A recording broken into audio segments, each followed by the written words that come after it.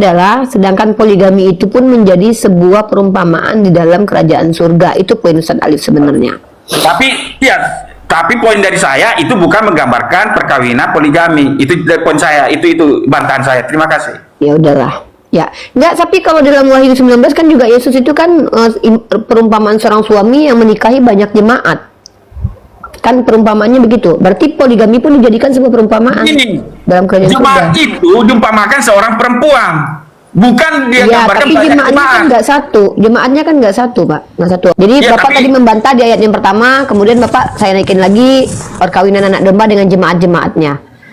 Berarti Ya, ini juga masih mensimbolkan poligami. Artinya kalau memang poligami itu haram, masa Tuhan mensimbolkan kerajaan surga dengan sesuatu yang haram? Kan lucu.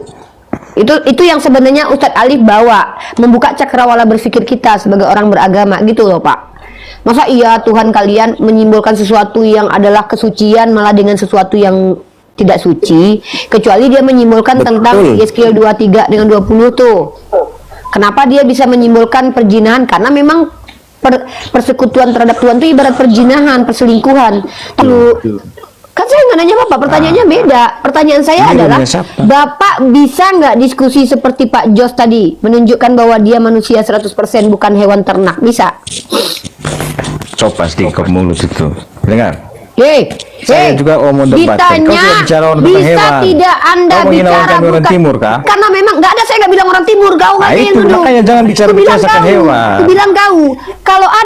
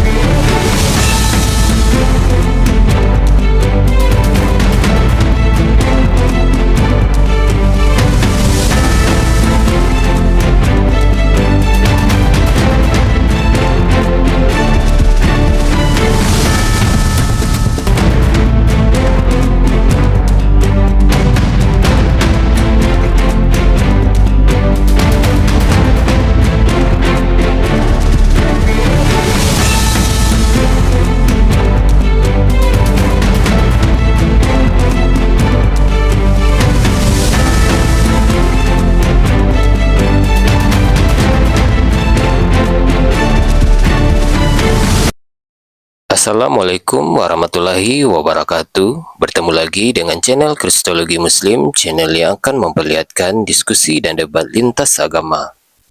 Pada kesempatan hari ini, semoga kita semua dalam keadaan sehat walafiat, selalu diberikan kesehatan, dan segala macam urusan dilapangkan, dipermudahkan, dan dilancarkan seperti apa yang diharapkan, dan juga diberikan segala kecukupan ekonomi, rezeki yang melimpah yang tidak pernah habisnya dari Allah Subhanahu wa Ta'ala. Di video kali ini masih seperti biasa, saya akan memperlihatkan diskusi dan debat lintas agama, di mana nantinya apologet Islam dan oknum Kristen akan saling bertanya dan menjelaskan agama masing-masing. Yang mana kita akan bisa menilai mana agama yang benar-benar bisa diterima dan dipahami secara akal pikiran manusia yang berakal.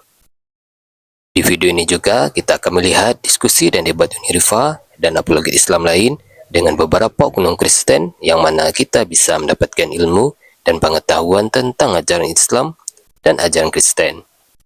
Dan bagaimana berjalannya diskusi ini, apakah akan berjalan tenang dan santun atau malah sebaliknya memanas, di mana biasanya oknum Kristen jika tidak sanggup menjawab pertanyaan dan juga tidak terima ajaran dan isi kitabnya dibahas, mereka akan emosi dan marah, bahkan sampai menghujat pribadi atau ajaran. Nah, daripada penasaran dengan diskusi dan debat ini, mari kita simak saja videonya sekarang. Kayak gitu. Belajar dulu tradisi perkawinan orang Yahudi, baru bisa menangkap makna dari ayat ini. Terima kasih. Ya udah, Bapak ajarkan kami dululah tradisi perkawinan Yahudi, data literasinya seperti yang Bapak maksud. Silakan. Iya, tempatku lagi azan, Uni, saya izin mute dulu. Ya, siap. Coba Bapak, kita minta tradisi perkawinan Yahudi seperti itu. Silakan. Sebentar.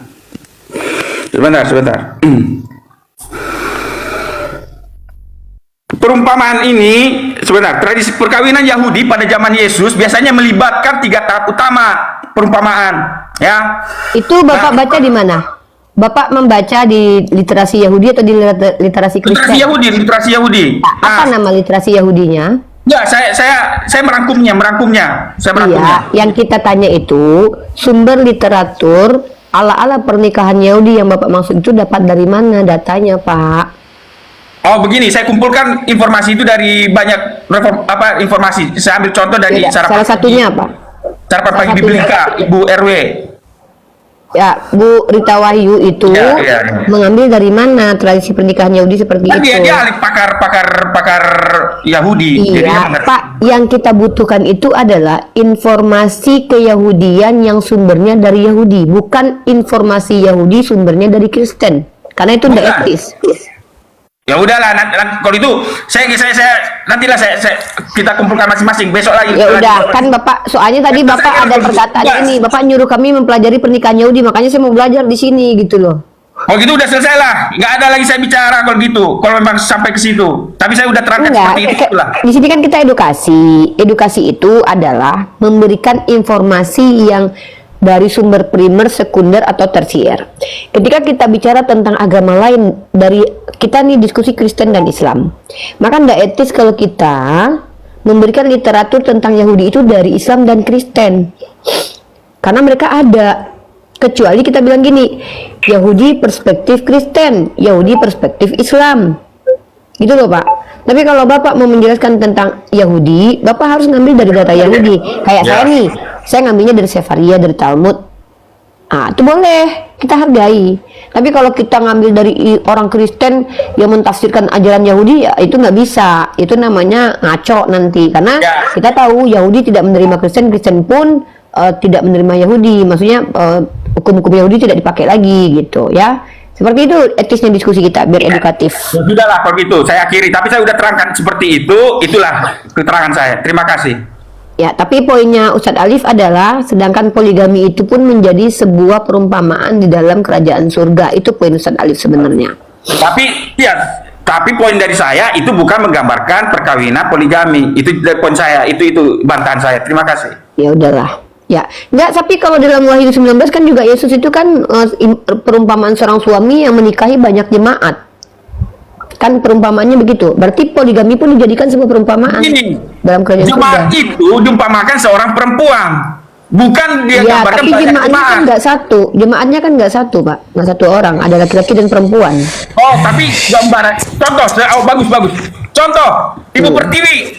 Kalau Ibu Pertiwi itu kan Indonesia, banyak laki-laki, banyak perempuan, tapi kan digambarkan sebagai seorang Ibu Pertiwi. Iya, saya nggak masalah dengan itu. Saya bicara tentang jemaat Kristen ini kan nggak satu, Pak, tapi banyak. Ya, maksud saya seperti itu. Ya, Ibu udah. Pertiwi. Berarti poligami pun menjadi simbolisasi surga di agama kalian. Jadi Ya, Bapak tapi- tadi membantah di ayat yang pertama, kemudian Bapak saya naikin lagi perkawinan anak domba dengan jemaat-jemaatnya. Berarti Ya, ini tapi- juga masih mensimbolkan poligami. Artinya kalau memang poligami itu haram, masa Tuhan mensimbolkan kerajaan surga dengan sesuatu yang haram? Kan lucu. Itu yang sebenarnya Ustadz Alif bawa, membuka cakrawala berpikir kita sebagai orang beragama gitu loh Pak. Masa iya Tuhan kalian menyimbolkan sesuatu yang adalah kesucian malah dengan sesuatu yang tidak suci, kecuali dia menyimbolkan tentang Yeskiel 23 dengan 20 tuh. Kenapa dia bisa menyimbolkan perjinahan? Karena memang persekutuan terhadap Tuhan itu ibarat perjinahan, perselingkuhan. Tapi ketika sesuatu yang suci dalam surga malah disimbolkan dengan poligami, sementara poligami haram. Nah, itu maksud Ustadz Alif dari tadi. Itu. Paham ya Pak Jos? Begitu. Iya, tapi Alkitab menggambarkan perempuan itu, jemaat itu satu perempuan, bukan Ya, itu tafsiran menggambarkan- Bapak, nggak apa-apa. Sama seperti menggambarkan satu negara Indonesia, tetapi digambarkan sebagai satu Ibu Pertiwi. Itu jawaban saya. Itu tafsiran Bapak nggak masalah, kita terima kok Kak. Kami nggak perlu membantah yang bentuknya itu dogmatis, karena dogmatis itu ibarat selera Pak, nggak bisa dibantah. Yang bisa dibantah adalah tekstual tertulis yang diada-adakan, karena itu pasti kita konfirmasi. Misalnya gini nih, menurut Yahudi gini-gini, ternyata nggak ada Yahudi bilang gitu, itu wajib dibantah karena itu namanya penyelewengan data. Tapi kalau Bapak bilang pendapat Bapak terkait pemahaman ayat itu nggak perlu kami bantah karena itu adalah dogma dan doktrin yang Bapak imani dan it's okay, itu hak Bapak. Jadi kalau ada yang gini nih ya, ada yang bilang menurut saya botol ini adalah kertas, ya itu menurut dia, kami nggak perlu bantah. biarin aja. Tetapi kalau dia menyampaikan menurut pandangan ahli ini adalah, oh nggak bisa, itu melecehkan namanya. Itu yang kita lakukan dalam ranah dialektika. Kita mencerdaskan anak bangsa. Terkait kalian punya pandangan apa tentang agama kalian, tentang ayat dan kitab kalian, kami tidak perlu bantah sebenarnya. Karena tidak perlu berbantah-bantahan masalah dogma, doktrin, dan juga selera. Yang perlu dibantah apabila ada unsur akademis yang dilecehkan, diselewengkan, dihina, dinista. Contoh, KBBI bilang apa, lalu diganti. Kekal artinya apa di KBBI? Nggak pernah mati, tiba-tiba berubah. Kekal artinya pernah mati. Ini nggak boleh. Ini namanya penyelewengan ilmu pengetahuan. Saya berhak untuk meluruskan. Ya, Pak Jos paham ya diskusi kita ya. Oke, saya kasih ayatnya ya. Karena itu Efesus 5 ayat 23. Saya kasih ayatnya ya. Closing statement ini. Efesus 5 ayat 22. Hai istri, tunduklah kepada suamimu seperti kepada Tuhan. Ayat 23. Karena suami adalah kepala istri sama seperti Kristus adalah kepala jemaat. Dialah yang menyelamatkan tubuh. Karena itu sebagaimana jemaat tunduk kepada Kristus, demikianlah juga lah istri kepada suami dalam segala sesuatu. Hai suami, kasihlah istrimu sebagaimana Kristus telah mengasihi jemaat dan telah menyerahkan dirinya baginya. Itu makanya kami menafsirkannya bahwa jemaat itu adalah satu perempuan. Itu jawabannya. Terima kasih. Ya nggak masalah. Ya kita menghargai kok penjelasan Bapak itu, kita bukan orang yang cenderung pengen sekali debat kursi itu, enggak ya. Nggak apa-apa, itu pemahaman Bapak, kita hargai. Oke, Pak Jos ada pertanyaan terkait tentang agama Islam sebelum kita ke Pak Sarino nih? Saya di sini hanya saya berfungsi hanya sebagai mempertahankan, menjelaskan iman saya aja. Terima kasih. Boleh sih. Oke, baik. Sama juga saya tidak mempertanyakan agama Islam. Bapak belum ditanya. Imannya masing-masing. Saya nggak nanya Bapak. Kan bertanya, siapa mau tanya? Biasanya sama Pak Jos dulu. Kan saya nggak nanya Bapak, pertanyaannya beda. Pertanyaan saya adalah, Bapak bisa nggak diskusi seperti Pak Jos tadi, menunjukkan bahwa dia manusia 100% bukan hewan ternak? Bisa? Coba sedikit mulut itu. Dengar. Saya juga mau debat. Ditanya, bisa tidak Anda bicara orang timur kah? Karena memang nggak ada, saya nggak bilang orang timur, kau nggak itu makanya jangan bicara hewan. Aku bilang kau. Kalau ada orang seperti hewan di sini, orang ngomong menggonggong, itu hewan namanya. Hewan itu nggak ada aturan. Saya kan tadi menyampaikan hewan apa itu, tahu nggak apa beda manusia dengan hewan? Kamu tahu nggak bedanya? Diam dulu. Ini dibentuk. Ini bukti kalau kamu bukan manusia. Manusia itu mendengarkan orang bicara lalu menanggapinya. Kalau ada hewan, kamu coba ngomong sama guguk, kamu nggak akan didengarkan. Kayak kamu nih. Ngomong sama guguk ya? Saya nggak pernah, saya suruh kamu coba ngomong sama anjing. Makanya tidak bisa tuh. Nah ini nih kelakuan nih orang nih. Kamu itu packagingnya seperti manusia, tapi sifatmu sama sekali bukan manusia. Yang namanya manusia itu saling menghargai. Pertama hargai orang bicara dulu, baru kita ngomong setelah ditanya. Kau ada nggak menghargai Ustadz Alis dari tadi? Saya tadi dengar semua, menanggapi apa yang saya nggak tanya kau tak dengar atau tidak. Kami kau bisa tidak bicara di sini diskusi dua arah dengan cara bergantian, bisa nggak? Begini, oke, boleh saya kasih kesempatan saya omong? Bisa tidak kamu bicara gantian, mendengarkan, bisa nggak? Kan ini lagi kasih mic kan, saya boleh omong. Bisa tidak kamu jawab dulu pertanyaan saya? Bisa nggak kamu? Bisa. Ya sudah, tunjukkan kalau kamu bisa. Begini. Kamu diam dulu. Saya belum minta apa-apa sama kamu. Diam dulu. Yang nyuruh kamu bicara siapa? Kalau kamu bisa, kamu diam dulu. Di sini room siapa? Room kau atau room Islam? Natalia Iriani. Nah, saya diberikan kuasa, segala kuasa telah diberikan Natalia kepada saya. Oke, ini buktinya kalau aku bisa berkuasa di sini. Kuturunkan kau. Hargai dirimu di sini. Hargai dirimu seperti Pak Jos menghargai dirinya sendiri loh. Tunjukkan kalau kau tuh manusia. Beda manusia dengan hewan adalah hewan tidak mau diatur. Manusia punya aturan. Beda hewan dengan manusia adalah hewan itu tidak mau mendengarkan ucapan manusia karena nggak ngerti bahasa manusia. Bahkan hewan pun ada yang ngerti bahasa manusia loh. Ada chihuahua kalau dipanggil dia ngikut. Kau lebih parah. Hampir 4 kali kami harus mengkonfirmasi, bisa nggak ngomong baik-baik, bisa nggak ngomong baik-baik, tahap apa yang kau bilang.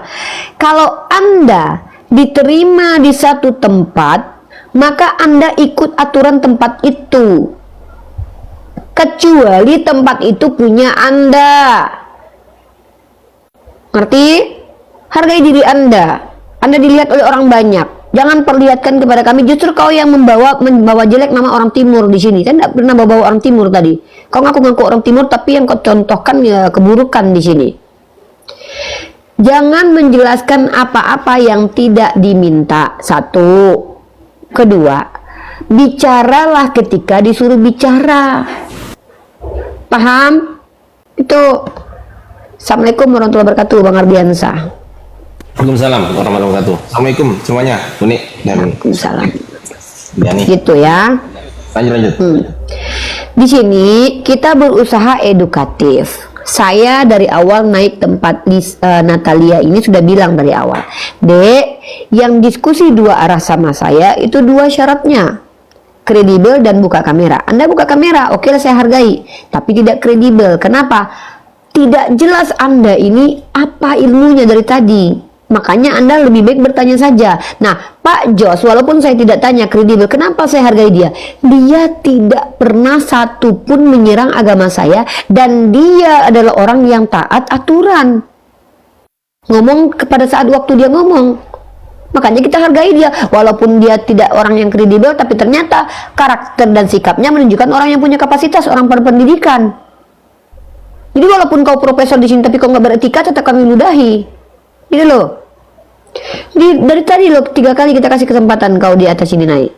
Hargai orang di sini yang lain. Ada juga di sini Pak Jos. Beliau juga bisa bicara di sini tentang agama. Oke? Nih ada Bang Ardiansa, kita sapa. Bang Ardiansa mungkin ada yang mau disampaikan, Bang Ardiansa. Saya pilih tamu dulu. Ya, saya tadi sempat mendengar yang membuat saya tertarik gitu. Ini Pak Jos ini mencoba membela imannya.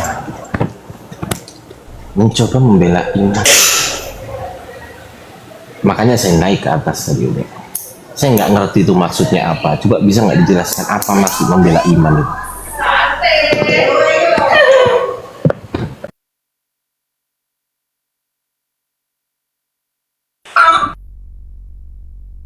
Tunggu Pak Jos, dibuka mic-nya dulu, nggak kedengeran Pak. Ya apa pertanyaannya tadi? Ya apa maksudnya membela iman? Ini kecil nggak suara saya? Oh enggak, jelas. Cuman gini. Ya dalam perspektif saya, artinya kalau ada orang bertanya adalah kewajiban saya. Ya kalau saya merasa perlu untuk menjelaskan. Mengenai percaya atau tidak itu urusan belakangan. Terima kasih, hanya itu aja jawaban saya. Bukankah iman itu nggak bisa diperdebatkan, Pak? Saya kan menjelaskan cara pandang saya memandang iman. Makanya saya hanya menjelaskan. Makanya ketika kawan diskusi saya mengatakan A, B, C, saya nggak bantah. Tapi saya menjelaskan inilah pandangan saya. Itu aja saya bilang. Makanya saya bilang memang benar. Iman itu tidak diperdebatkan. Itu aja jawaban saya. Yang Anda jelaskan itu dasar beriman atau iman? Terlalu panjang. Terlalu berbelit, jadi saya nggak terlalu filsafat. Saya nggak lagi. Filsafat. Saya ulangi lagi. Yang Anda jelaskan itu dasar beriman Anda atau iman? Itu dah dasar pandangan saya, dasar kepercayaan saya, dasar iman saya atau iman saya, terserah saya lah itu. Terserah itu aja. Terserah saya. Jadi Jadi dasar beriman dengan iman itu sama.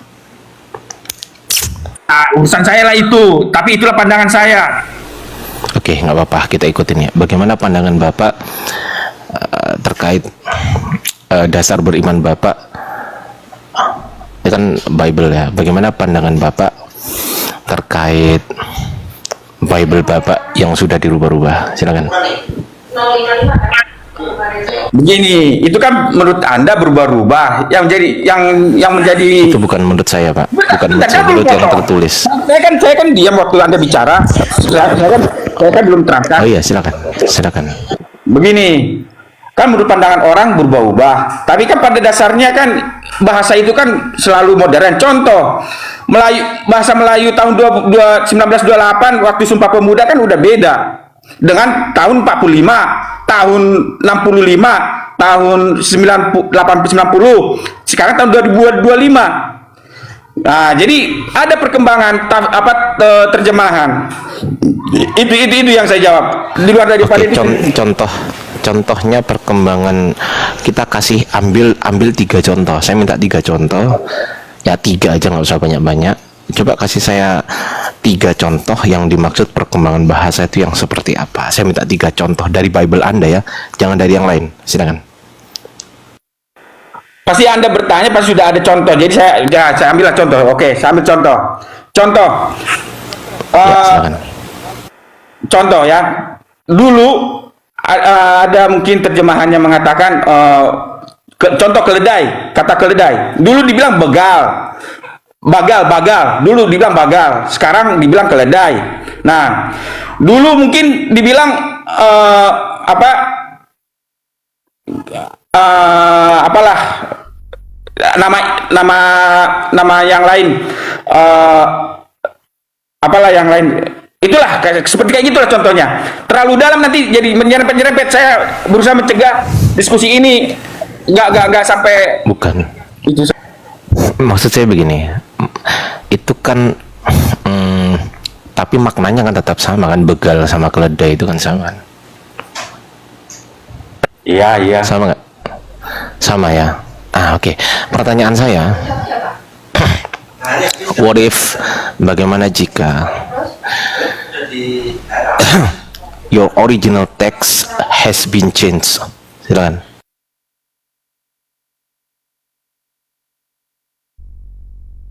begini, salinan itu pun kan ada yang jadi seperti koine menjadi Yunani apa, jadi kan ada juga perkembangan itu. Jadi kalau dibilang perubahan berubah sekali tidak juga, tapi maknanya tetap dibawa sama. Dan saya bersyukur dengan adanya internet kita jadi tahu seberapa jauh perubahan bahasa itu. Itu aja jawaban saya. Menurut yang Bapak ketahui, seberapa jauh perubahan Bible Anda, Pak? Silakan. Saya Dalam nggak bisa terangkan karena saya tidak dalam kompetensi dalam menerjemahkan Alkitab, dan saya tidak tahu bahasa Yunani, Ibrani sejauh mana itu. Saya tidak tahu. Yang saya tahu, saya hanya menerima dia pakai. Kalau terjemahan LAI bilang begini, terjemahan Pesita begini, saya terima. Kemudian saya lihat ke terjemahan aslinya, kata-kata aslinya, originalnya, kemudian saya bandingkan. Jadi saya terima mana yang saya itu aja yang saya bisa sanggup. Di luar dari itu saya nggak bisa sanggup. Bagaimana jika Bapak nggak sanggup, kemudian saya kasih paham agar Bapak sanggup paham? Nggak butuh. Saya nggak butuh. Bagaimana jika saya nggak butuh. Saya nggak butuh. Sabar dulu Pak. Ini kan diskusi. Iya, Diskusi. tapi Saya ingin itu. tadi sabar Pak. Pengardiansa Di habis Anda nonton drama menekankan Cina kayaknya. bahwasanya saya lagi di kantor, saya lagi di kantor. Nggak enak kan kenceng-kenceng kan? Oke. Bagaimana jika what if saya berhasil menunjukkan sesuatu yang ternyata menurut Anda salah? Oh, saya nggak Anda kan butuh. tadi mengatakan, dengerin dulu, Anda kan mengatakan Bible Anda tidak dirubah, hanya perubahan soal bahasa, perkembangan bahasa. Bagaimana jika itu salah? Saya mengerti arah mana yang Ya, pertanyaan saya dijawab dulu. Saya Bagaimana jika itu salah? begini, saya minta maaf. Saya berhak untuk tidak menjawab pertanyaan Anda karena Anda minta jawaban dari saya. Sama seperti saya juga. Saya berhak untuk tidak menerima jawaban dari Anda. Tapi saya terangkan sekali lagi. Dan ini closing statement sebelum saya turun. Saya minta maaf, saya harus turun. Apa yang Anda terangkan sementara Anda nggak paham? Saya paham maksud Anda. Artinya mungkin ada perkembangan, ada ayat yang disisipkan, ada ayat yang bertambah atau yang berkurang. Bapak akui itu. Saya mengerti itu Bapak semua. akuin itu. Bapak Saya akui itu. akui karena saya pelajari. Berarti berubah-ubah. Tidak. Kalau Tidak tidak berubah, berubah. apa Artinya sebutannya? begini. Kalau tidak berubah, Bentar. kalau tidak berubah, apa sebutannya? Kalau tidak berubah, apa sebutannya? Sebentar. Dari yang semula Ya. sabar. Gantian ngomong, Pak. Jangan nada rendah aja, santai aja kita. Enggak, saya selalu gitu dekat saya. Memang Ya, gitu oke. saya. Oke. Kalau tidak berubah, pertanyaan saya simpel. Apa sebutannya dari yang semula 8 ayat menjadi 20 ayat dan menambah perikop baru? Saya ulangi lagi. apa sebutannya, saya minta apa istilahnya, apa sebutannya dari yang 8 ayat menjadi 20 ayat. Ini sebutannya apa? Apakah sebutannya ditambahi, dikurangi, dibagi, dikali, atau apa? Silakan. Ya, begini. Kalau misalnya anggaplah dari 20 ayat tambah menjadi 28 ayat. Artinya Bukan 28, bukan. potong. Ini jadi masalahnya. Sebentar. Anda terlalu Bukan, semangat. salah. Begini Salah tadi. Tolong tenang dulu. Bukan Tolong 28. Kalau gitu saya Dari minta turun. 8. Saya minta maaf, Dari saya 8 turun, karena Anda ayat. Lo kok tidak kabur? cocok menjadi kawan diskusi saya. Lo kok kabur? Kok kabur nih? Kok marah? Saya ngomongnya udah kayak film drama Korea kan, udah halus kan, betul nggak Uni? Udah halus, Seperti halus drama banget sih, Cina. sih. Drama Cina sih tepatnya. Lagi naik drama Cina sekarang, bukan drama Korea. Ya, saya kan ngomongnya kan juga santai juga ya kan. Saya nggak ngomong keras-kerasan kan, santai kan ngomong saya. Kenapa jadi kayak gitu? Kenapa panik gitu? Ya, Gitu. dikarenakan bahwa di dalam satu kitab mereka saya bacakan, mereka tidak boleh diajar orang lain karena mereka harus diajar Roh Kudus aja. Nih ayatnya 1 Yohanes pasal 2 nomor 27. Sebab di dalam diri kamu tetap ada pengurapan yang telah kamu terima daripadanya, karena itu tidak perlu kamu diajar oleh orang lain. Itu ayat berapa? Ayat berapa tadi? 1 Yohanes 1 pasal 2 Yohanes nomor 27. nomor 27. 1 Yohanes pasal 2 27. Ya, jadi mereka tuh pantesan sama ini nggak anti ilmu pengetahuan karena mereka yang penting Roh Kudus ada dalam dirinya. Oh, kita sapa nih, ada Endar nih. Halo Endar.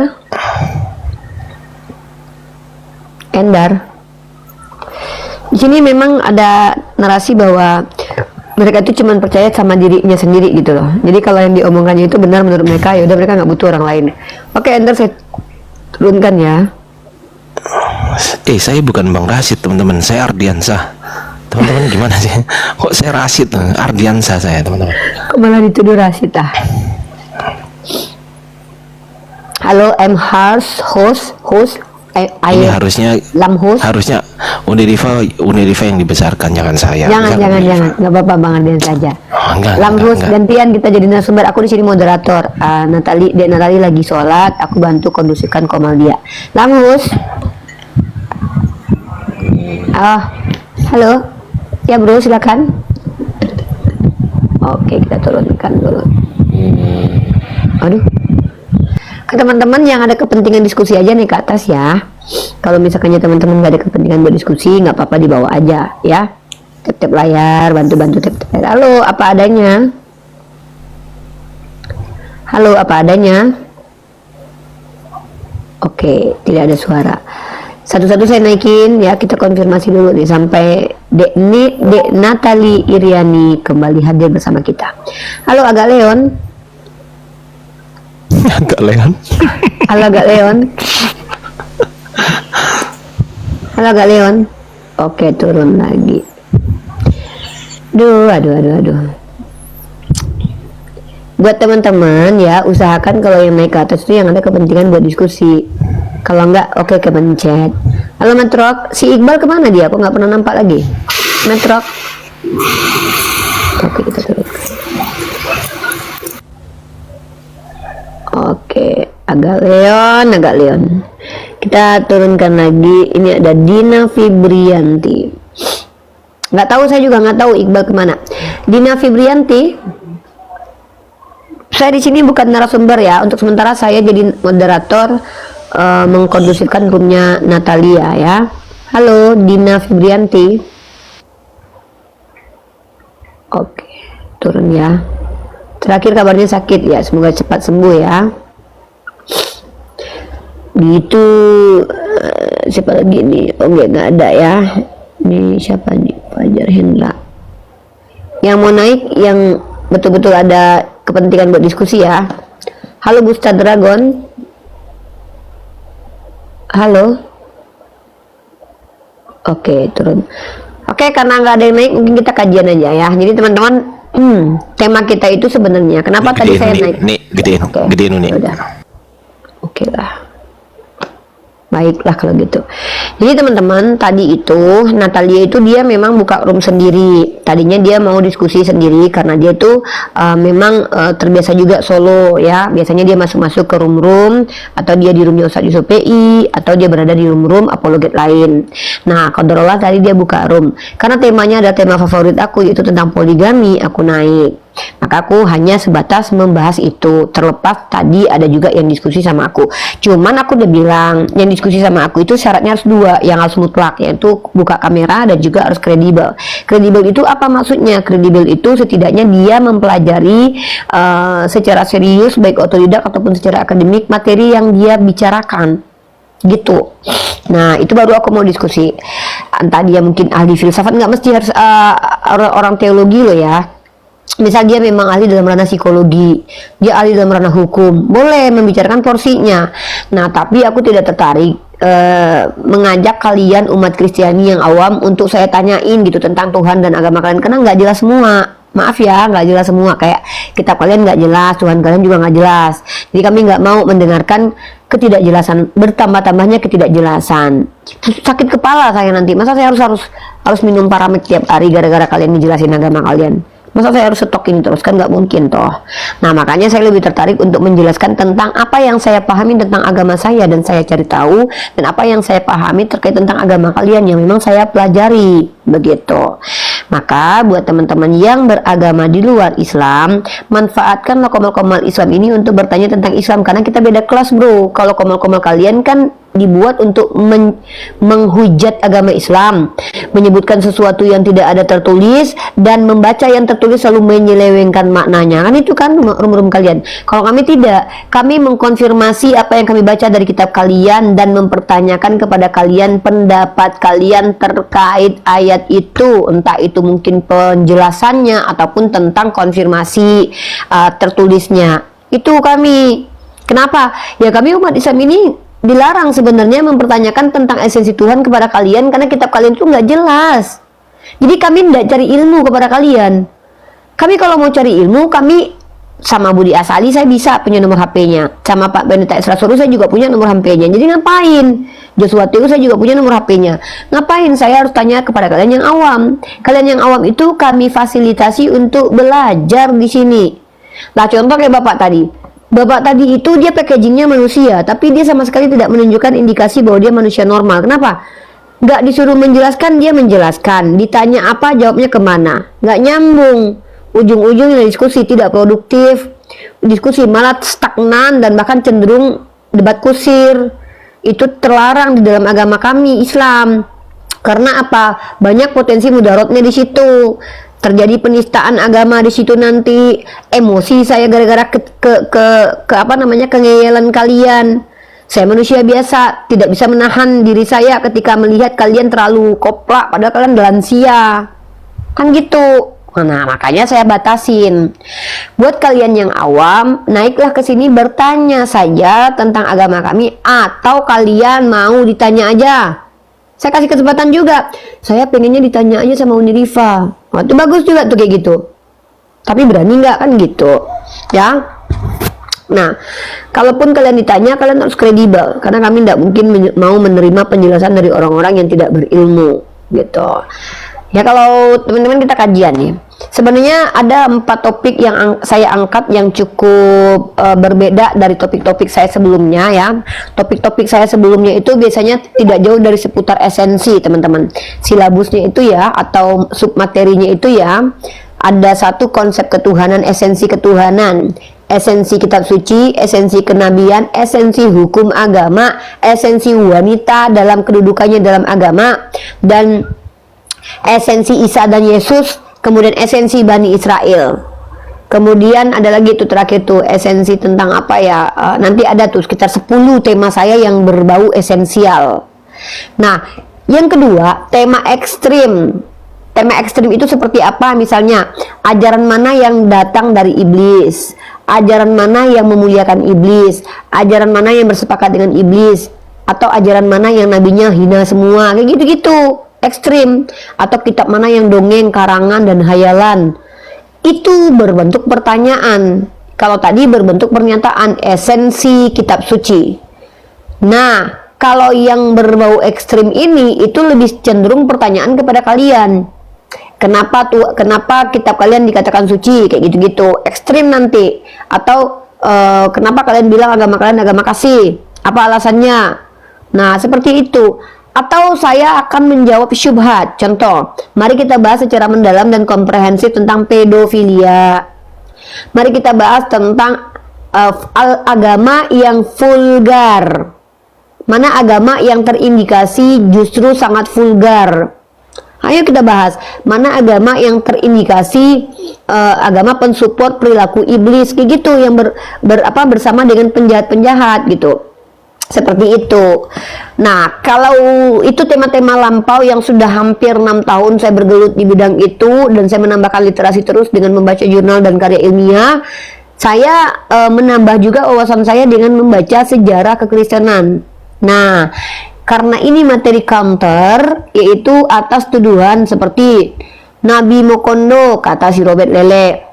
Maka mari kita bahas definisi Mokondo dan siapa yang lebih tepat dikatakan kondo, Yesus atau Nabi Muhammad gitu.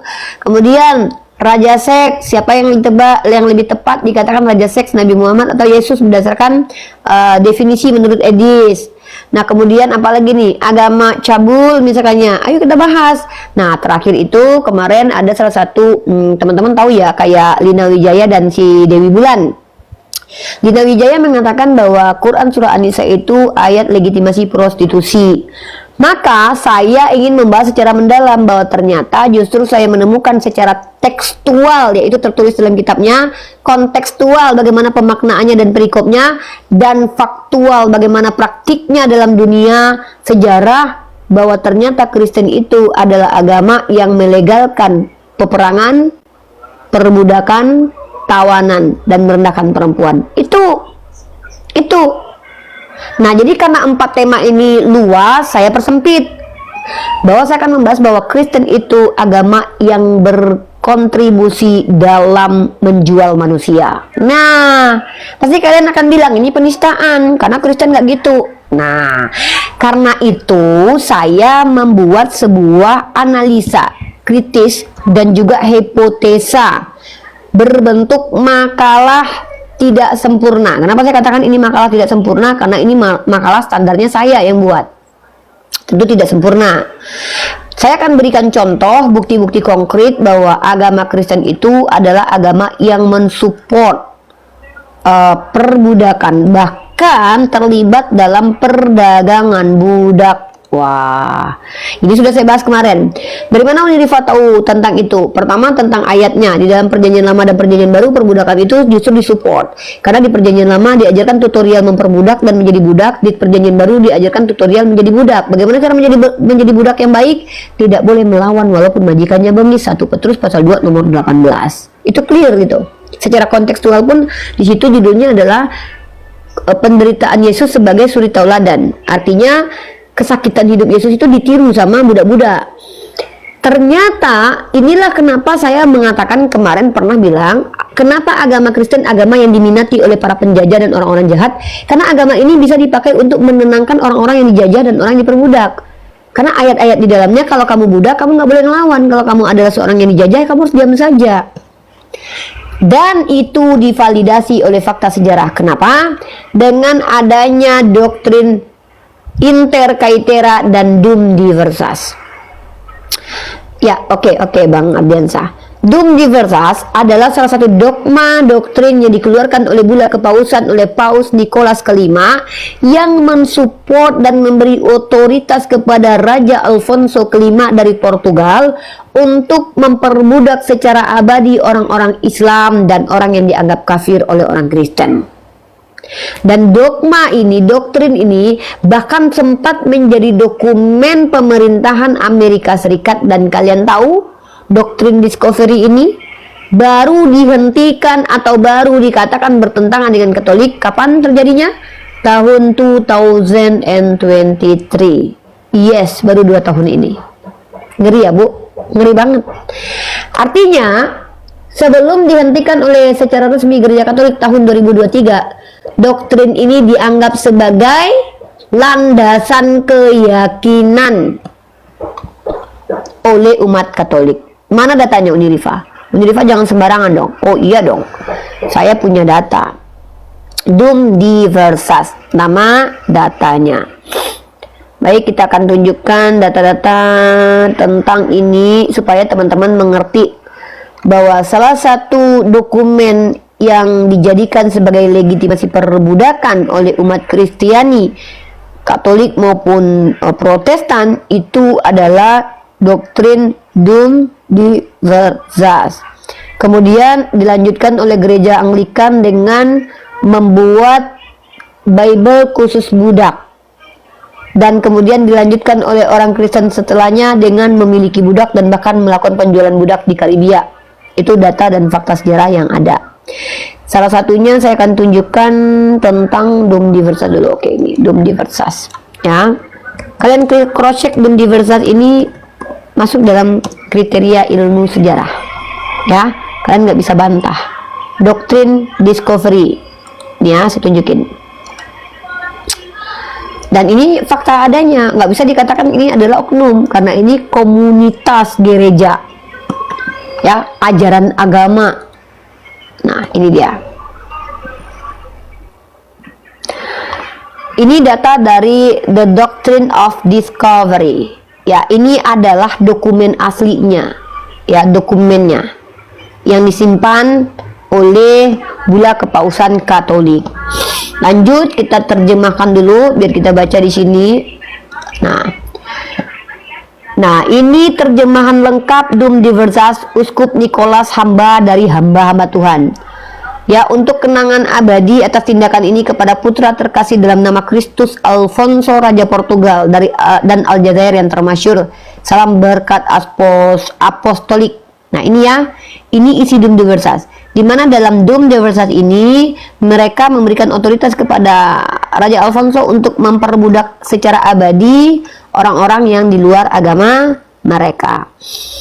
Nah, kemudian gereja Anglikan pun memang sudah mengakui dan bahkan meminta maaf atas mereka terlibat dalam perdagangan manusia.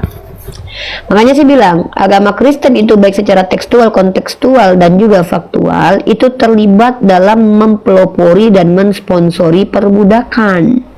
Kata-kata saya agak ini ya, dianggap mungkin penistaan nanti, tapi nggak apa-apa. Kalau memang kalian anggap ini penistaan, saya siap dilaporkan karena saya punya data dan basicnya. Kenapa saya katakan mempelopori? Pertama, karena memang mengajarkan tutorial menjadi budak. Kedua, memang terlibat dalam perdagangan manusia, seperti yang dilakukan oleh gereja Anglikan dan beberapa gereja lainnya. Seperti ini nih. Kita ambil data dari Katolik langsung, Katolik Review contohnya ya. Ini teman-teman boleh dilihat data saya dari Katolik Review ya. Katolik Review. Dan kita lihat di sini, kita baca pelan-pelan. Nah, bahwa ternyata di sini dikatakan di New Orleans, suster-suster cinta kasih mendapat keuntungan dari kerja keras paksa orang-orang yang diperbudak. Tuh, oleh negara bagian Louisiana selama para suster bekerja di rumah sakit cinta kasih, dan ada bukti bahwa suster-suster cinta kasih terlibat dalam keputusan terkait penjualan budak. Nah, itu ya, mereka terlibat dalam penjualan budak. Kemudian menurut John Marks Ministry, ini data objektif karena bukan dari Islam. Gereja Inggris telah memilih untuk melakukan apa ini ya. Gereja Inggris minta maaf atas keterlibatan dalam perdagangan budak. Ya, jadi gereja Katolik terlibat, gereja Anglikan terlibat, dan gereja Metodis yang lain juga ada terlibat dalam perbudakan. Seperti itu ya. Dan ini fakta sejarah. Kenapa kita selama ini nggak terlalu penting membahas sejarah kekristenan? Karena belum ada kepentingan bagi kita untuk mengkomparasinya. Tapi saat ini saya sebagai apologet menjadi keharusan bagi saya untuk mengkaji dan membongkar fakta-fakta tentang sejarah kekristenan supaya membuktikan bahwa apa yang mereka gadang-gadang selama ini, bahwa mereka adalah ajaran kasih dan mengimplementasikan nilai-nilai kasih, itu semua rata-rata bullshit, kebohongan publik. Smegol itu semua karya penelitian Oten, bukan framing muslim. Betul, itu karya penelitian dan bukan dari orang Islam. Yang meneliti itu rata-rata adalah orang-orang Kristen sendiri. Dan tahun 2014 rakyat dunia ini digemparkan dengan temuan jenazah sekitar ratusan anak-anak pribumi di bawah Teckalum Scriptum, sebuah asrama yang dikelola oleh gereja Katolik untuk dijadikan asrama bagi suku Indian yang ada yang diculik, ada yang dipaksa untuk diasimilasi paksa. Kemudian di tahun 2014 itu di awal-awal mungkin saya belum masuk dalam ranah dialektika, ditemukan jenazah tersebut lalu semakin digali pas di tahun 2020-an itu awal-awal kita diskusi lintas agama heboh, tapi kita umat Islam tidak terlalu mengangkat itu karena pada waktu itu kita lebih fokus untuk membuka aib mereka dengan mengkaji kitab mereka. Tapi sudah saatnya kita mengembangkan ilmu pengetahuan kita agar kita membongkar juga kejahatan-kejahatan mereka sepanjang sejarah. Salah satunya yaitu dengan adanya asimilasi paksa, dan asal teman-teman tahu semua, permintaan maaf dari Paus Vatikan itu pada tahun 2022 kalau tidak salah. 2022 apa 2002 ya, bentar, Paus Vatikan ya tahun 2022 kalau nggak salah itu baru dia minta maaf karena sudah didesak sama masyarakat. Sudah banyak gereja yang dibakar. Di Irlandia ditemukan sekitar 700-an jenazah anak kecil juga dalam septic tank karena anak tersebut tidak dilahirkan dalam hubungan pernikahan menurut Katolik. Maka anak tersebut dihabisi, dibuang, tidak dikuburkan secara kekatolikan, dan ini persis seperti yang dilakukan oleh Tuhan dalam Perjanjian Lama dalam 2 Samuel 12 bahwa anaknya Daud ditulah selama seminggu karena hasil perzinahan. Seperti itu. Dan banyak gereja, 33 gereja dibakar waktu itu dikarenakan temuan-temuan ini di Kanada ya, tentang suku Indian. Dan memang pada faktanya suku Indian itu hilang habis gara-gara dijajah sama mereka yang memiliki bulan kepausan doktrin inter caetera. Kalau teman-teman bertemu dengan orang Indian dan kalian tanya apa makna Thanksgiving, mereka akan menangis karena pada waktu itu mereka membantu orang-orang Eropa ini, si anak-anak Tuhan ini. Tetapi justru ketika mereka dibantu dari kekurangan, kemiskinan dan penyakit kulit, malah mereka tanahnya diambil, kemudian mereka dijajah dan diusir dan dihabisi pelan-pelan dan dipaksa untuk menjadi Kristen.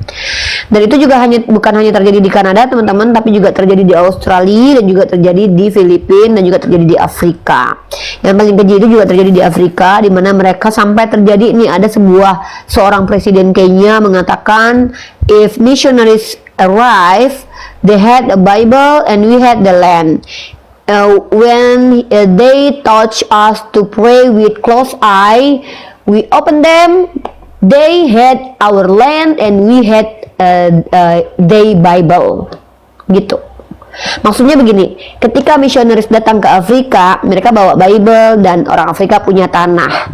Tapi kemudian mereka ajarkan orang Afrika berdoa dengan menutup mata. Ketika mata mereka dibuka, tanah mereka diambil, mereka diberikan Bible. Jadi memang itu terjadi by sejarah.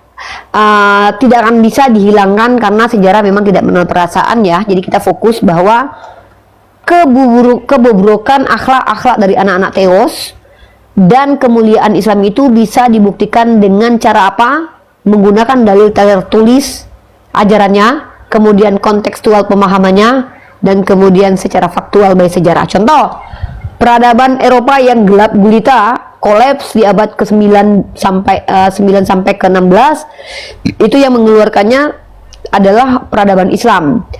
Itu pertama. Yang kedua, bukti konkret bahwa ketika umat Islam yang menjadi mayoritas negara itu akan damai, itu terjadi ketika Khalifah Umar Ibn Khattab mengambil kunci dari Sophronius, kampung halaman Yesus, justru 300 tahun aman damai. Setelah itu rusak gara-gara si tentara salib. Justru memang anak-anak Theos yang merusak peradaban. Faktanya inkuisisi 500 tahun mereka, asimilasi paksa mereka, genosida mereka, kolonialisme mereka, perburuan penyihir perempuan-perempuan sekitar 30-an ribu kalau nggak salah ya. 150.000 atau 30-an ribu deh, jumlahnya pokoknya ribuan deh, puluhan ribu perempuan-perempuan dibakar hidup-hidup karena dituduh penyihir, dan dalilnya ada dalam kitab mereka, harus menghabisi nyawa para penyihir. Masalahnya Tuhannya nggak ngajarin bagaimana cara membuktikan dia penyihir atau tidak, makanya mereka sewenang-wenang karena nggak ada aturan seperti itu. Nah jadi itu yang terjadi ketika banyak mayoritas Islam difitnah. Mereka adalah orang yang teroris dan segala macam. Kecenderungan dari kaum munafik dan kaum kufar hanya melihat kejahatan 1, 2, 3 orang Islam lalu mengeneralisir. Tapi mereka lupa dengan kejahatan mereka berkelompok yang dilakukan bertahun-tahun sampai ratusan tahun, lalu mengorbankan jiwa jutaan miliaran orang. Tapi mereka lupa bahwa kejahatan anak-anak Theos itu justru sandarannya adalah Bible sendiri. Itu kenapa kitab Bible ini pernah di-ban di Utah di sekolah-sekolah karena memang mengandung konten vulgar dan kekerasan. Seperti itu. Nah, dan sekarang kita lihat bukti konkret dalam apologetika. Banyak umat Kristiani mengatakan bahwa hukum di Indonesia ini timpang sebelah, hanya tajam kepada orang Kristen tapi tidak tajam kepada orang Islam. Dan itu terbantahkan ketika Logi Crot menginjak Bible masuk penjara, Ratu Entok yang dituduh menghina Yesus masuk penjara. Artinya bukan cuma orang Kristen penghujat aja yang masuk penjara, tapi juga bahkan yang lucunya adalah yang melaporkan si Logi Crot itu orang Islam sendiri. Di sini bukti ketoleransian orang Islam. Saking kami tidak mau satu circle dengan penghujat, kami melaporkan APII, tepatnya melaporkan si Logi Crot. Sekarang dia masuk penjara. Justru yang dituduh penghujat kami yang membuka fakta, data, dan berdiskusi dengan cara akademis. Giliran mereka kabur-kabur, ya Aci, saya orang awak. Jadi giliran mereka, contoh, baru-baru ini seorang pendeta bernama Yusuf Manubulu yang sempat dipenjara karena kedustaannya sudah berani terang-terangan menghujat Rasulullah SAW dengan mengeluarkan narasi-narasi diksi yang tidak diimani oleh orang Islam, lalu kemudian menguploadnya di TikTok. Apa gunanya? Ya itu tadi, popularitas, uang. Kenapa? Semakin menghujat di Kristen akan semakin dibiayai oleh Henry Tarigan, Pendeta Daniel. Kenapa? Semakin menghujat di Kristen semakin dapat support. Semakin baik penyampaiannya semakin gak laku. Di Islam beda. Semakin kalian barbar semakin ilfil kami umat Islam. Semakin mengedukasi kalian apologet Islam, semakin sayang kami, yang saya sendiri sebagai pengawas dan pemerhati para apologet aja memilih-milih apologet yang saya tonton. Gitu.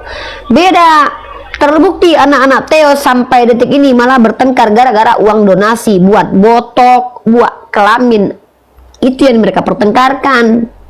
Jadi memang kita beda kelas. Mu'alaf murtadin pun juga beda kelas. Rata-rata murtadin itu memiliki kebencian yang sangat-sangat nampak. Contoh Pendi Usman, kemudian si Dedi yang kabur. Ya rata-rata begitu. Tapi kalau mu'alaf, lihat Bang Faruk, lihat Natalia. Apa yang mereka lakukan? Mengedukasi. Bang Faruk Sianipar, Natalia Iriani.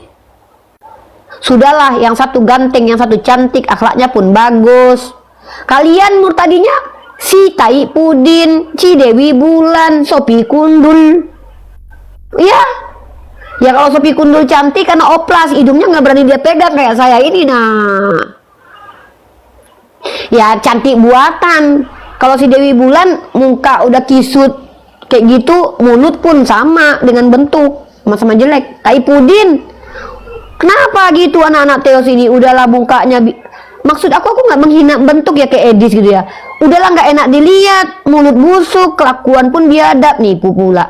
Lihat mu'alaf murtadi, lihat mu'alaf kami, Bang Faruk Sianipar itu, lihat Natalia Iriani itu, banyak tuh yang lain tuh, ya. Jadi inilah buktinya. Dari aspek manapun kalian nggak bisa bertarung dengan kami, nggak bisa gitu loh ya. Maaf ya, maaf, saya hanya intermezzo untuk membuktikan bahwa dari aspek manapun kalian nggak bisa mengalahkan Islam, karena kalian itu melawan kebenaran, kalian kebatilan. Ditanya mana dalil Yesus melarang poligami, ternyata Kristen yang larang. Begitu. Oke, Natali, Uni mau istirahat dulu deh. Cantikan muslimah dong. Jelas dong Kang Chan. Muslimah, wajah biasa tapi auranya kelihatan. Kenapa? Wuduk tiap hari. Udahlah wuduk, cebok. Teman-teman kita Kristen yang perempuan jangankan diajarkan cebok. Eropa dulu kutuan. Mereka tuh kalau misalnya nggak cebok nggak apa-apa, nggak berdosa. Kalau kita jadi azab kubur. Lah beneran kok. Misalnya mereka mau ke gereja, kencing di celana misalnya, mereka ada nyangkut di bokongnya juga nggak masalah kok. Kalau kita nggak boleh, syarat syah salat itu. Uni lagi makan. Oh, sorry. Gak apa-apa Uni. Iya. Itu udah makan aja. Kita memang berbeda. Sorry. Lagi jam makan siang. Lagi jam makan siang nih memang Uni memang. Karena kita beda 2 jam. Teman-teman, kita tuh beda 2 jam. Aku udah makan tadi itu ya, teman-teman. Nah, aku pikir udah selesai. Ini lagi ininya. Nah, udah ada telepon dari Gojek bentar ya, Dek. Natali sebentar, handle bentar. Ada Bang Ben juga nih, siapa nih? Aku juga nanggung tadi habis sholat nanggung makan dulu lah mumpung lagi break. Menyimak nih. Iya. Malah bahasannya. Ini mungkin Kak Natali mau kembali ini apa? Solo. Enggak, lanjut live aja solo. Ustaz. Lanjut aja biar aku seru lanjut juga, makan. makin ramai makin seru. Iya, ini juga ada Bang Ben ya. Tadi Bang Ben Gojek dulu aku ya, belum Dek. nyapa. Uni ngambil Gojek Uni dulu bentar. Makanan. Iya, Uni. Ini juga makan, ya.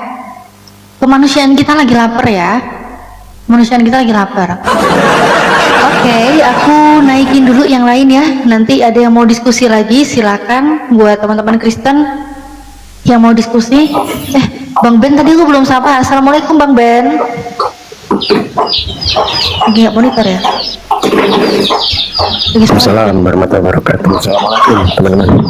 Waalaikumsalam warahmatullahi wabarakatuh. Ya ini Indra, ini siapa ini? Indra? Dulu ya dikit ya. Tadi ada Mau.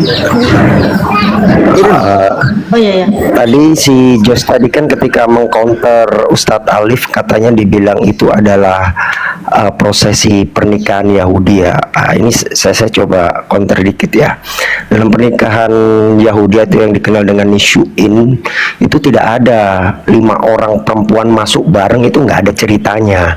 Jadi ketika ada yang namanya kupah, ada yang namanya yichud. Yichud itu yang masuk itu cuma 2 mempelai aja, 1 perempuan 1 laki-laki. Tidak ada yang namanya yichud di kupah itu 5 orang masuk, pengiring ikut masuk, nggak ada ceritanya pengiring ikut masuk itu. Jadi kalau di kupah itu ada ruangan, di situ ada kupah itu sebuah kayak tenda kecil. Itu nanti mempelai pria dan wanita itu di situ akan berdua aja. Nggak ada cerita pengiring masuk pintu ditutup, mana ada pernikahan Yahudi macam itu. Jadi jangan ngadi-ngadi lah Ten. Jadi kalau nggak paham belajar lah. Jadi ada yang namanya ketuva itu kayak akad lah, kalau kita bilang akad nikah, kontrak nikah. Terus ada yang namanya hora itu kayak tarian, terus diakhiri dengan masal tov. Jadi aneh ketika saya dengar di bawah ketika dia mengcounter Ustadz Alif katanya itu adalah pernikahan Yahudi. Belum pernah ada pernikahan Yahudi pengiring masuk dalam kupah, itu belum ada ceritanya. Nggak tahu lagi kalau versi Kristen ya. Lanjut. Itu bukan mahram ya Bang Ben ya? Nggak boleh, yang di kupah Iya. itu cuma mempelai. Ketika dia sudah melakukan ketubah atau akad nikah baru masuk kupah. Mana boleh pengiring ikut masuk ke dalam, digebukin lah sama mertuanya. Ada aja Ten ini. Iya, masa perjamuan kawin yang bukan pasangannya mau ikut masuk, gimana ya? Ngapain ya? Gak bahaya. Ini izin ya, Dek. Izin istirahat dulu. Udah di sini tuh udah jam 2:30. Ini Iya, mau tidur udah. siang dulu. Kau ini kan bayi, baru bertumbuh. Udah sholat, udah makan, tinggal bobok siang, bobok cantik. Nanti baru bergentayangan lagi. Ya, teman-teman jangan lupa di posting-posting ulang komalnya Natali. Ya, besarkan komal-komal Islam, teman-teman. Semakin banyak komal Islam, semakin banyak tempat kita menginjili ya, makin banyak tempat kita untuk berdakwah, saling support, saling membantu, saling membangun satu sama lain. Dan mudah-mudahan apa yang kami sampaikan tadi bermanfaat. Dan ingat, umat Islam itu adalah umat yang kalau pribadinya dihujat, dia dianjurkan untuk bersabar karena ada kafarat dan ada yang namanya nanti di yaumil hisab, hukumnya nanti. Tapi mohon maaf, saya sebagai seorang muslimah tidak akan membiarkan sedikit pun agama saya kalian framing, kalian hujat dan kalian nista. Nah, upaya saya untuk menghindari hal itu atau menghilangkan hal itu yaitu apa? 1, saya akan mengimbau kepada penista-penista agama untuk dilaporkan ke kantor polisi. Yang kedua, saya akan mengcounter balik dengan ilmu fakta tekstual, kontekstual dan faktual. Nah itu ya, jadi hati-hati kalau menghujat agama saya depan saya. Kenapa? Nanti tak telanjangi Tuhanmu kesekian kali ya, begitu. Ya, begitu. Terima kasih Natali, Ustadz Alif, izin Bang Ben, izin untuk istirahat. Wabillahi taufik wal hidayah. Assalamualaikum warahmatullahi wabarakatuh. Waalaikumsalam warahmatullahi wabarakatuh. Makasih banyak Uni. Sama-sama, Dek.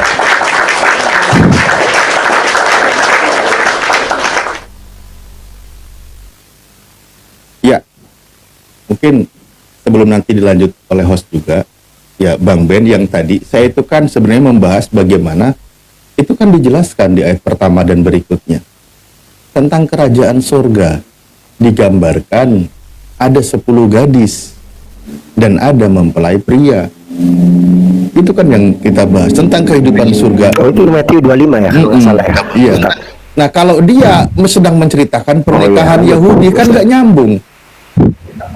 Pesan yang disampaikannya di situ itu loh maksudnya. Bagian mana ada pernikahan Yahudi seperti itu. Nah, itu dia. Benar-benar. Kalaulah mereka tadi mengatakan bahwa yang 5 gadis itu hanya pengantar mempelai pria masuk ke dalam ruangan, lalu mempelai wanitanya siapa dari mempelai pria ini? Nah, kalau digambarkan di situ mempelai prianya adalah Yesus, ini lebih parah lagi, Yesus kawin sama siapa? Kalau bukan sama yang tadi 5 wanita tersebut. Itu makanya makin panjang jadi, tapi saya bilang udahlah, kacau. Oke. Ya udah kalau gitu, Kak Natali mungkin lanjutkan, tadi ada rencana solo aku sempat dengar. Gas. Udah Ustadz, udah puas tadi Ustadz. Udah puas. Ya. Udah puas Seru tadi di ya. awal. Seru Di awal tadi udah ya. puas. Ya bahas Bible ini memang agak lain memang ya. Jadi maju kena mundur kena juga gitu. Kalau dibilang di Ya memang gitu. Iya, kalau dibilang di Bible itu mengenai persendalan, mengenai perzinahan, katanya itu yang diartikan adalah penyembahan berhala. Kemudian aku bawa yang namanya Hosea itu, Hosea 1:2, Hosea 3:1. Disuruh malah ngawini perempuan sendal, beranak-anak anak-anak sendal, mencintai perempuan sendal. Masa Tuhan nyuruh kita nyembah berhala? Oh, Gomer. Itu maksudnya menikahi Gomer kalau nggak salah ya perintahnya. Tapi sebenarnya kalau kita buka ya, sejak di perjanjian lama ya, sejak awal Adam pun sudah poligami. Teman-teman buka di Kejadian 1 nomor 27. Di situ perempuan udah diciptakan itu. Itu istri pertama Adam. Baru di Kejadian 2 nomor berapa? 22 kalau nggak salah. Baru habis itu Hawa diciptakan. Artinya memang ada dua. Sejak awal itu mereka sudah terjadi poligami. Makanya aneh ketika Oten mengatakan, oh poligami nggak boleh gini loh. Adam itu manusia pertama, mereka sudah poligami loh. Teman-teman cek Kejadian 1 nomor 27. Maka diciptakanlah laki-laki dan perempuan. Sudah ada itu dari tanah. Baru di Kejadian 2 ayat berapa, 22 atau berapa, di atas 20 saya ingat ya. Itu baru ada lagi, diambillah tulang rusuk Adam. Baru istrinya diciptakan namanya Hawa. Ada dua loh istri Adam itu berdasar Bible kalian. Bagaimana mungkin kalian mengatakan tidak boleh poligami? Kan PA kalian ini. Makanya lah belajar yang bener lah Ten. Jangan asal mangap aja naik ke room muslim. Malu sendiri kau nanti. Lanjut Natali. Nah di sini ada satu pemahaman dari, seingatku dari SSY loh, dari Yehova. Itu kan ada wanita lain selain dari Hawa. Wanita itu disebutnya sebagai siapa? Lilith kalau nggak salah. Iya. Nah, Wanita itu disebutnya Lilith. Lilith. itu dalam Ustaz istilah Alif buka SSY. itu. Kejadian 1:27. Ah, di situlah Lilith diciptakan. Betul. Laki-laki dan perempuan. Diciptakan laki-laki dan perempuan. Betul. Baru Hawa nanti di Kejadian 2 ketika Adam tidur diambil tulang rusuknya. Sejak awal memang sudah poligami Adam itu berdasarkan kitab mereka.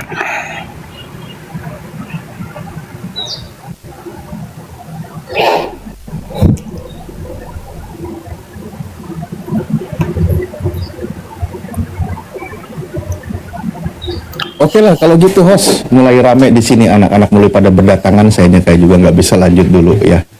Mohon izin, terima kasih Bang Ben, Kak Natali, sehat selalu. Saya izin geser dulu, saya izin turun dulu. Terima kasih untuk semuanya. Assalamualaikum Ya, amin. warahmatullahi wabarakatuh. Sama. Siap. Waalaikumsalam warahmatullahi wabarakatuh. Ya ini Bang Ben, aku juga kenapa batasan ini? Nggak tahu kenapa kok Iya, tiba-tiba Ani juga kena. mau makan siang ini Natali. Iya ya Ani udah juga kalau mau gitu aku pamit nih, tutup mau dulu makan ya. siang ini. Ya udah kalau gitu Oke, aku siap, tutup siap. juga ya buat yang di YouTube Natalia Riani, makasih banyak sudah menyaksikan. Saya akhiri dulu live kali ini. Insya Allah kita ketemu lagi di video dan live selanjutnya. Saya mohon maaf bila ada salah-salah kata, itu semua datang dari saya. Namun bila ada baiknya, itu semua hanya datang dari Allah Subhanahu wa Ta'ala. Jangan menolak kebenaran, memulai dengan buka hati. Assalamualaikum warahmatullahi wabarakatuh. Saya akhiri diskusi dan debat para pelogit Islam yang telah memberikan kita ilmu dan pengetahuan tentang ajaran Islam dan ajaran Kristen. Semoga ilmu yang kita dapat dari diskusi dan debat ini dapat membentengi kita dari pemutatan yang mana pada saat sekarang banyaknya misionaris-misionaris mencari muslim yang awam untuk dimurtadkan. Saya akhiri video ini. Terima kasih kepada saudara-saudari muslim semua yang telah mengikuti diskusi ini sampai habis. Sampai ketemu lagi dan nantikan video-video diskusi dan debat apologet Islam selanjutnya. Assalamualaikum warahmatullahi wabarakatuh.